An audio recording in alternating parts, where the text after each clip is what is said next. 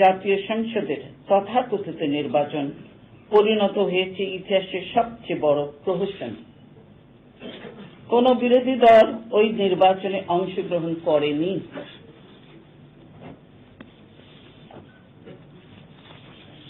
জনগণের প্রত্যক্ষ ভোটে জাতীয় সংসদে 300 আসনে নির্বাচন হবার বিধান রয়েছে। তার মধ্যে সংখ্যাগরিষ্ঠ 154টি আসন বিনা প্রতিদ্বন্দ্বিতায় নির্বাচিত বলে ঘোষণা করা হয়েছে। বাকি আসনগুলোতে ভোট গ্রহণের উদ্যোগ নেওয়া হলে শতকরা 5 জন ভোটারও ভোট কেন্দ্রে উপস্থিত হয়নি। অর্থাৎ কেবল বিরোধী দল নয়, শতকরা 95 জনেরও বেশি ভোটার ওই একতরফা নির্বাচনী প্রহসন বর্জন করে। যে তরুণেরা নতুন ভোটার হয়েছিল তারাও ভোট দেওয়ার সুযোগ থেকে বঞ্চিত হয়েছে। সরকার, সংসদ, মন্ত্রিসভা, স্পিকার ও বিরোধী দলের মতো প্রতিষ্ঠানগুলো জনগণের প্রতিনিধিত্বহীন হয়ে পড়েছে। দেশের জনগণের কাছে এবং আন্তর্জাতিক পরিমণ্ডলে এই ব্যবস্থা গ্রহণযোগ্য হয়নি। এর মাধ্যমে জনগণ তাদের ভোটাধিকার হারিয়েছেন। এ থেকে যে জাতীয় সংকট সৃষ্টি হয়েছে তা দিন দিন ঘনীভূত হচ্ছে জনপ্রতিনিধিত্বহীন বর্তমান শাসন ব্যবস্থা প্রলম্বিত হওয়ার কারণে। প্রিয় সাংবাদিকবৃন্দ, এরকম একটি হীনপন্থায় ক্ষমতাসীনরা রাষ্ট্র ক্ষমতা আঁকড়ে রেখেছে। জনগণের ভোট ছাড়াই ক্ষমতা দখলের কারণে জনগণের কল্যাণ তাদের কাছে আদৌ গুরুত্বপূর্ণ নয়। তারা কোনো ধরনের জবাবদিহিতায় বিশ্বাস করে না।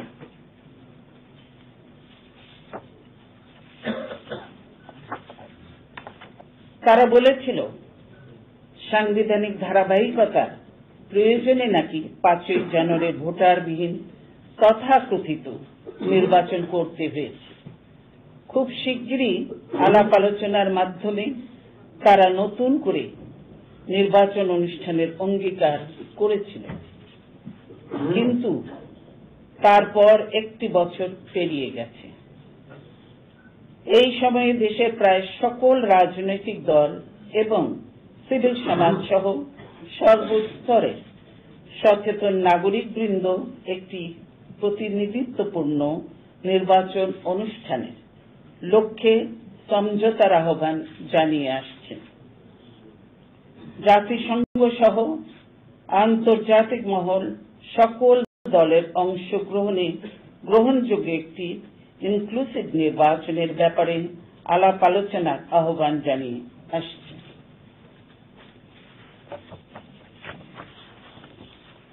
কিন্তু নিজেদের দেওয়া অঙ্গীকারও এখন আর আওয়ামী লীগ মানছে না।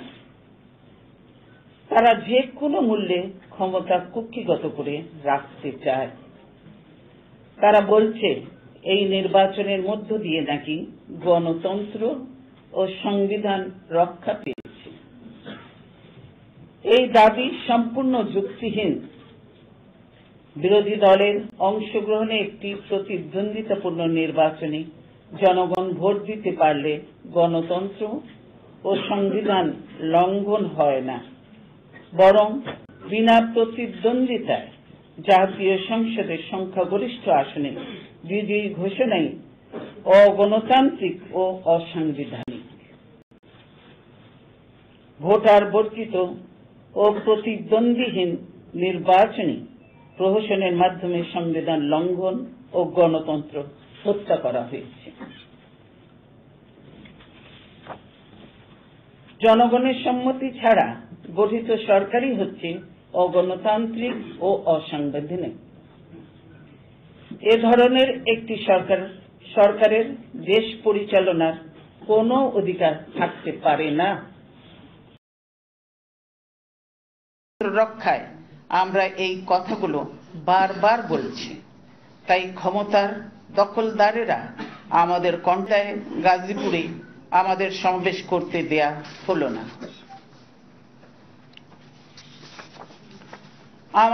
আমাদের সমাবেশ স্থলে সম্পূর্ণ বেআইনিভাবে একটি পাল্টা সমাবেশের ঘোষণা তারা দেয়, আর প্রশাসন সেই বেআইনি সমাবেশ আহ্বানকারীদের নিরস্ত না করে 144 ধারা জারি করে আমাদের সমাবেশ বন্ধ করে দেয়।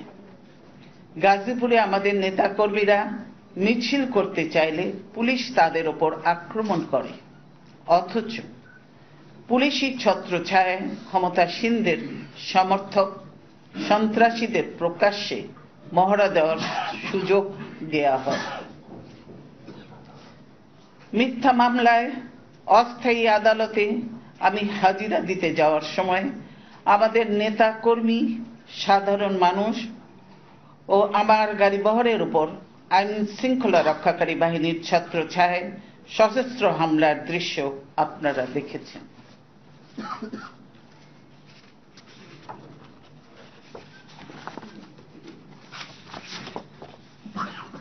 সশস্ত্র হামলাকারীদের নাম, পরিচয় ও ছবি সহ সংবাদ মাধ্যমে সচিত্র প্রতিবেদন প্রচারিত হয়েছে। সেই সন্ত্রাসীদের গ্রেফতার দূরের থাকুক, তাদের বিরুদ্ধে মামলাও হয়নি, অথচ আমাদের দলের অসংখ্য নেতাকর্মীর নামে মিথ্যে মামলা দিয়ে তাদের গ্রেফতার ও হয়রানি করা হচ্ছে। আপনারা দেখছেন আমাদের শান্তিপূর্ণ ও নিয়মতান্ত্রিক কর্মসূচিগুলোতে কিভাবে হামলা করা হচ্ছে। গত 1 বছর ধরে আমরা সর্বোচ্চ সংযম বজায় রেখে সংঘাত এড়িয়ে চলছি, অথচ প্রতিনিয়ত আমাদেরকে কুৎসিত ও আক্রমণাত্মক ভাষায় হুমকি দেয়া হচ্ছে। আমাকে নাকি তারা মাইনাস করে দেবে। আমি মনে করি চূড়ান্ত বিচারে মাইনাস করার ক্ষমতা একমাত্র আল্লাহ রাব্বুল আলামিনের। অতীতে যারা মাইনাস করতে চেয়েছেন তারাই মাইনাস হয়ে গেছেন, আর রাজনীতি থেকে আমাকে মাইনাস করার সিদ্ধান্ত একমাত্র দেশবাসী নিতে পারেন, অন্য কেউ নয়। যারা হুমকি দিচ্ছে তারা তাদের ফ্যাসিবাদী চেহারাই সকলের সামনে তুলে ধরছে। দেশবাসী যথাসময়ে তাদের উপযুক্ত জবাব দেবে।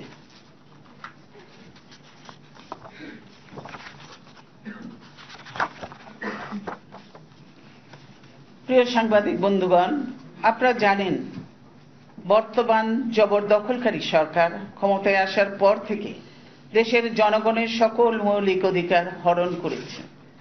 বাক ব্যক্তি মত প্রকাশের স্বাধীনতা নেই, সমাবেশ ও প্রতিবাদের অধিকার রহিত করা হয়েছে, জনগণ ন্যায় বিচারের অধিকার থেকে বঞ্চিত।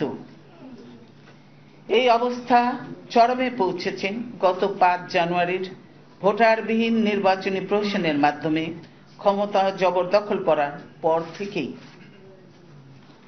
তারা জনগণের সমস্যা, আশা আকাঙ্ক্ষা, দাবি দেওয়া, আইন শৃঙ্খলা পরিস্থিতি, অবনতিশীল অর্থনীতি, জনগণের জীবন জীবিকা কোনো কিছুর প্রতি ভ্রুক্ষেপ করছে না। ছলে বলে কৌশলে জবরদখল করার ক্ষমতা দীর্ঘস্থায়ী করাই তাদের একমাত্র উদ্দেশ্য। সেই লক্ষ্যেই তারা সম্প্রচার নীতিমালা তৈরি করেছে। বেসরকারি স্যাটেলাইট টিভি চ্যানেলগুলোকে পুরোপুরি কবজায় নিতে, দলীয়করণ ও প্রভাব বিস্তারের মাধ্যমে ইতিমধ্যেই দুর্বল হয়ে পড়া বিচার বিভাগকে পূর্ণ নিয়ন্ত্রণ করার হীন লক্ষ্যে বিচারপতিদের অভিশংসনের জন্য আইন পাশ করেছে। যারা সরকারের অন্যায় অত্যাচারের প্রতিবাদ করছে তাদের উপর নগ্ন হামলা চালিয়ে, মিথ্যে মামলা দিয়ে এবং গুণ ও খুন করে স্তব্ধ করার চেষ্টা করছে। মাঠে ময়দানে এমনকি হলরুমে পর্যন্ত রাজনৈতিক সমাবেশ করতে